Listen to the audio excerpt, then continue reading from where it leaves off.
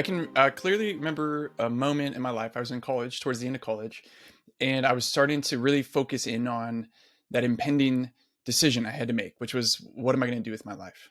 And try as maybe adults did to warn me, I don't need to have everything figured out. I really, at 20, 21 years old, did want to figure stuff out because I knew that life mattered and my choices mattered. And I ended up having before a final interview at a big accounting firm, I had a nightmare that it was a dream, but to me it kind of shook me to my core that I would be 20 years in the future, around 40 years old, and have lived a boring, monotonous, predictable life. I think there's actually a lot more people like me than there are the folks that just want to hang it up and do the path of least resistance. I think especially when you're young, people want to live a great life. They want to live a great story. They want to discover what that means. But the current version of that, the current story that they're given, or the story that they see, is not it's boring. It's put your head down, do good in school, do what's expected of you, and move along. Now that's one problem. The other side of it is, for those of us who really care about kids, parents, teachers, coaches, I'm talking to you. The big question I've had for the last 20 years professionally has been, how do I make the most impact on a kid's life? How do I help a kid not go down that path that I was terrified of going down, a path of missing out on your potential? And you can call it probably a dozen different things, but it would be a clear sense from the outside looking in, certainly the inside looking out, that this life was not meant for me. I was not supposed to live this predictable life. There are dozens of stories when you think about movies or films or books about people who've done just that. And there's finally some sort of wake up call for them. I just can't do this anymore. I'm thinking of The Secret Life of Walter Mitty, those kinds of books, or Falling Down. There was a movie back in the 80s where a guy just could not stand his life anymore. Think of The Incredibles, Mr. Incredible himself, Bob, who's an insurance agent, but he's got this other story inside of him. There's story after story like that. And what we're going to focus on in the next few minutes is this idea of the hero's journey. And I've been studying and learning about it for most of my life. And if you want to know, and you probably have heard this, maybe you read this big, huge book called The Hero with a Thousand Faces, Joseph Campbell. He's the guy that's popularized this framework, this idea that that every story throughout time has overarching themes. There are themes for every great story that have ever been told, myths through literature, certainly through film, and certainly in our own historical figures. And there are predictable patterns. And he says, through this book, which is really hard to read. If you've ever tried to read it, I wouldn't necessarily recommend it. I've got a good recommendation in just a second. He would say that in those predictable patterns, you can actually predict it on the front end of life, not just retrospectively. And that's why I want to present this. And I think it's got some amazing content, framework, hooks, handles, ways to think about working with young people, with kids, that can help them live into the potential that we hope they do. A few, not too long ago, a few months ago, I've been doing this deep dive in the hero's journey and really using it to frame how we do curriculum in YouSchool. I came across this other book. It's called The Writer's Journey, a guy named Christopher Vogler. And the story was that he was asked to be a consultant 30 years ago on, I believe it was The Lion King. So for Disney's pre-Pixar Disney film, as a storyteller, as a screenwriter, and he ended up writing this memo, this like letter to the other folks on the team, summarizing the hero's journey from Joseph Campbell and putting it into more common vernacular vocabulary that was much easier to understand. And then he ended up writing from that, I think it was like a 12-page letter or memo, turned into essentially a textbook, which is now taught in college and graduate level courses. And it's kind of like the Bible in Hollywood for writing great scripts. So what I'm going to walk through is a few pieces of that. I just want to read a quick excerpt from Vogler from The Writer's Journey. He says this: "At heart, despite its infinite variety, the hero's story is always a journey. A hero leaves her comfortable, ordinary surroundings to venture into a challenging, unfamiliar world." Parentheses, think about a kid in adolescence inching towards adulthood. It may be an hour journey to an actual place, a labyrinth, a forest, a cave, a strange city or country, a new locale that becomes the arena for conflict with antagonistic, challenging forces. But there are as many stories that take the hero on an inward journey, one of the mind, the heart, the spirit. And in any good story, this is, I think, one of the best parts, the hero grows and changes, making a journey from one way of being to the next, from despair to hope, weakness to strength, folly to wisdom, love to hate, and back again. It's these emotional journeys that hook an audience and make a story worth watching. And the subtext there, it's in that transformation from the ordinary world of childhood to the extraordinary world. If we do this right, if a kid does this right, into adulthood, that makes not just a story worth watching, but a story worth living. And that's one of the key ways that this hero's journey can be a framework for life. There's a deep dive, if you're watching this, and if you're listening to this, you can't see this, but I could share it in the notes. This is a depiction. This is an overall graph of William Vogler's, or Christopher Vogler's, framework, like the entire thing. There's a lot of different parts. He's separated this out into different acts, and he's really thinking about film, specifically screenwriting for films. There's 4 acts, and there's these patterns, and he's pulling this from Joseph Campbell, these patterns from the ordinary world to, and you can kind of overlay, as he does in that book, he can overlay a lot of the most popular films for the past 50 years or more, things like Star Wars, Casablanca. So you see these patterns. You see the patterns certainly in Star Wars. It almost follows it to a T. And the way it's used in Hollywood would be, the more you understand the framework, the more you're able to kind of hit these notes, play these notes well. You can use this as a grid to look back and see what part of the story is underdeveloped or weak, and how can we leverage the framework of the hero's journey to make a story much more compelling. Because the way we're wired, our brains are wired, whether it's from evolutionary biology or just our kind of chemistry and neuroscience, we love stories. We're attracted to conflict, to transformation, to change. And I'd say there's something deep down, almost spiritual, inside of everyone, especially every kid, that kind of rings true to this. I want my life to count. I want my life to matter. Who's going to argue with that? And what we look at, I'm just going to zero in on a few of, I think, the most helpful parts of this, with your work with your kids or your students. You got to think about it. It's in this version of it, we have to talk about and define who the hero is, and just have to say it's not you. Now, you are the hero of your story, but with your work with kids as a parent, you know that you're not the main character. You're not the protagonist. It's the kid. And so if you've got more than one kid in your family, if you've got 120 students, you've got 15 players on a team, every single one of them has a unique story. Sometimes it's hard to see that. Sometimes we just kind of lump them all together, and especially if you haven't figured out your own story. I mean, how are you supposed to help them figure out theirs? But they're the protagonists. They are the main character. And what we want to do, I think what we want to do, is, because each kid is the hero, the protagonist, the main character of their own story, we want to get to know in this language, the hero's journey, their ordinary world.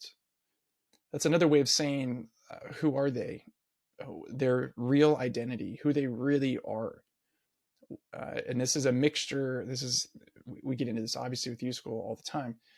A series of reflection questions to help us understand them, and more importantly, them to understand their own ordinary world. As they seek to try to figure out who they are through adolescence into adulthood, we help them understand themselves. That's the primary task of adolescence for every kid, and we are part of that. It's not to do well in school. It's not to stay away from drugs. It's not to get prepared for a job. It's not to figure out life skills so you can fend for yourself. Those are all important pieces, but primarily the point of adolescence and being a teenager is to figure out who you are, figure out and understand your own ordinary world. What's the container that I live in? Who am I? Who am I not? What makes me different? What makes me unique? What do I have? How am I seen and perceived? Where am I? How is that impacting me and affecting me? What do I look like? What is my disposition? What is even the facial expressions I make? Like all, and so the more we are curious about that, every kid has a unique, ordinary world.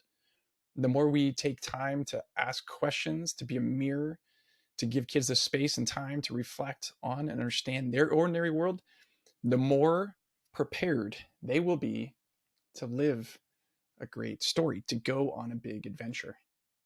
That's pretty cool. Gets me fired up. Next key part of this that applies to kids is just that, the call to adventure. Vogler and Joseph Campbell would say it's about a problem, a challenge, an adventure to undertake.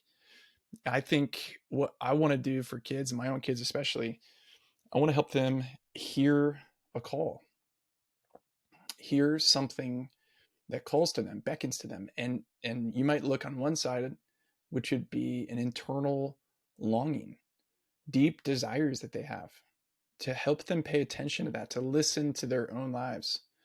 Parker Palmer, an author, activist, says, before you tell your life what you're going to do with it, listen to what your life wants to do with you. It's a way of looking inward. What deep down, who am I? What do I want? What kind of life and dreams and ambitions and aspirations are just inside me? That can serve as a call to adventure. We could also help them look externally to, as David Brooks, New York Times author and written a lot of books, talks about this idea. His phrase is summoned by life. What is the world calling you to do in this time, this place, with who you are and what you have? What are the great problems in this world that you are equipped to solve, that you've been picked on the team to go and help fight that challenge, fight that problem, stand up for the little guy? How is life summoning you? You think like jury summons, like you've been called to this adventure, to be in this fight. So we help them look internal, find great longings. We help them look outside and hear the summons, hear what life's calling them to do. And sometimes it's great suffering that becomes the call to adventure. It's some great suffering to them personally or around them that harkens to them, that helps them hear something about what they're called to do and be. There's this character, this kind of archetype in the hero's journey called the herald. And Vogler says this: heralds have the important psychological function of announcing the need for change. They alert the hero that change and adventure are coming. So what does that mean? It means we bring the news to them. We call them to an adventure. Your life matters. We say things like that to them. We challenge them to step through their real identity, who they really are, into their true identity, who they could become. We challenge their fear and we invite their courage. What is life summoning you to do? What is deep down inside you? And we have conversations about that. We say things and ask them questions, not rhetorical, but we anticipate, expect that they would have an answer. What calling is worth your life? What are you being called to do? Who are you called to become? What are you called to fight? We say things like, there is a great story inside of you, not a boring, predictable, manageable story. It's not the typical American dream. Put your head down, do good, survive, get through the day. No, there's something better than that. There's something bigger than that. We call that out. And we help them as they start responding to that call, as they start finding some clarity, or to use Top Gun language, find tone, get the tone, like bullseye, get the tractor beams and some adventure. We help them move forward on the ordeal. We provide support. We encourage them, which means to literally give them heart, like take heart, give heart. to them. We tell them the truth about who they really are and who they're really becoming. And we invite them and support them along the way.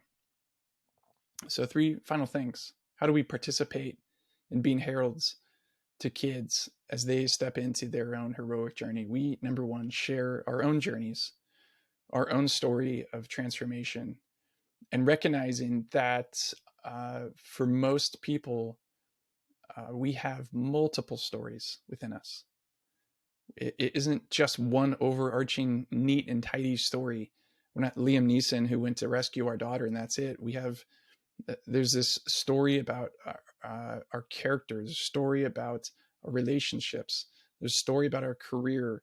There's a story about the ways in which we interact with the world around us and our neighborhood and our community. We have multiple stories to be a part of. And we share that. We share that openly with kids. We let them know that's what it looks like, especially for kids who they see the opposite. They see boring, mundane, monotonous, predictable stories. We have a responsibility to live great stories ourselves and to share them with kids. A second thing, we name reality for them. We help them see who they are and who they can become. There's this part of the hero's journey called refusal of the call. And it's a part of every good story. I don't want that. I'm not prepared for that. I don't have what it takes. That's not really for me. I didn't really hear that whisper. The force really isn't real. I'm not really special. Like, we help name reality. No, that is the call. You do have what it takes. You do have the ingredients of turning into someone that can make a big difference. We help them name reality. You're not there yet. That's why you need to keep trying. That's why you need to keep surrendering and keep changing and growing. And the third thing is, just like that, we challenge the refusals. Where are you going? What got in the way? What's distracting you, discouraging you? Is it doubt? Is it fear? We challenge them. So we call them to a great adventure. We model it for them. We help name reality.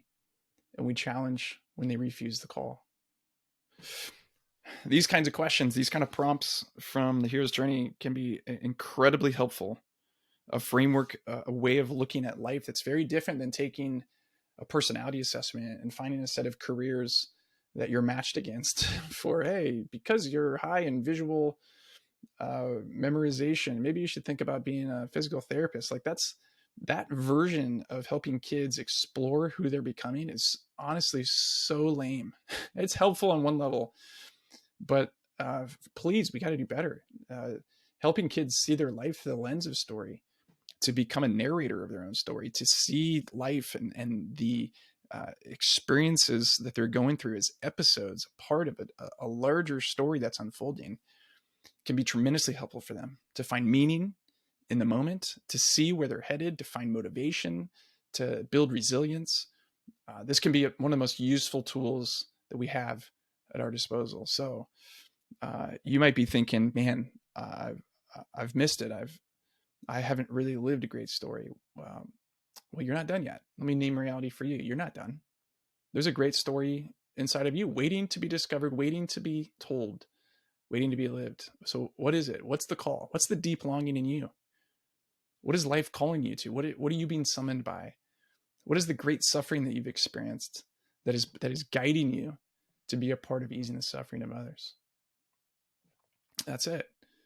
We are heralds to kids on their great journeys. What a privilege. Hey, thanks for joining in on the YouSchool podcast. We'd love to share with you the resources available on our website at theyouschool.com. Not just articles, ebooks, worksheets, and other podcast episodes, but specifically, you should know about a free course we have available called the Real Me course. It's digital, it's interactive, and it'll guide you to get clear about who you are and the great story you could tell with your life. So go register for a free account and get started on the Real Me course today at theyouschool.com. That's theyouschool.com.